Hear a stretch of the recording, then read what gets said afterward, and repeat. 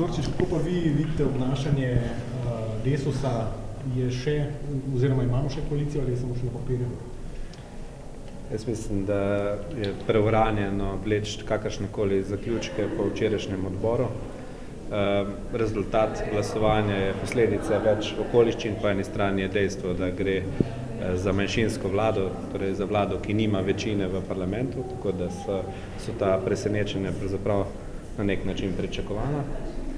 Po drugi strani je pa mogoče najti vzroke za to, kar se je zgodilo tudi pri nekaterih koalicijskih partnericah. Naprimer pri SAB, da ni prej predlagala kandidata za ministra oziroma kandidatko za ministra, da to delamo vse v zadnjem trenutku in je zmanjkalo očitno časa za pogovor, na drugi strani pa tudi seveda so več kot očitne težave v Desusu.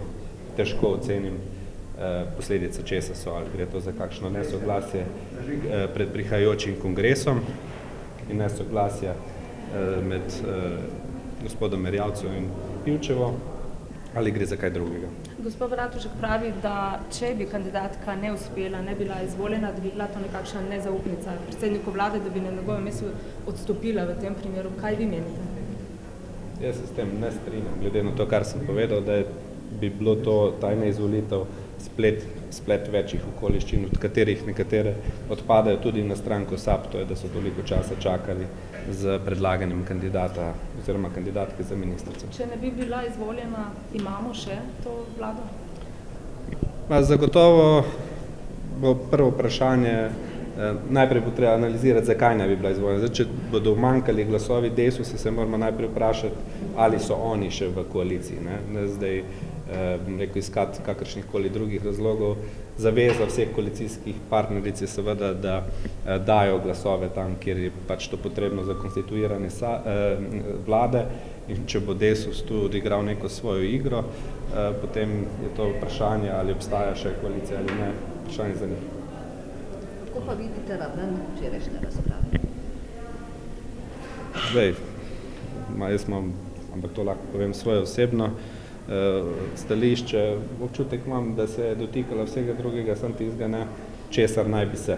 Torej, govorili so, ne vem, o poreklu kandidatke, o tem, ali bo živela v Ljubljani, ali ne bo živela, skratka, cel kup enih bedarij, ki nimajo nikakršne zveze z samo kohezijo. Vsebinsko je po vašem mnenju na to kohezijsko vprašanje odgovorila dovolj dobro? Glede na to, da ste podprli tudi. Tako je, mi bomo kandidatko podprli tudi na plenarni seji. Ali lahko legitimizirate to sejo za zaprtimi vrati, ne glede na to, da bi je tožba in tožba v najavi strani Sove?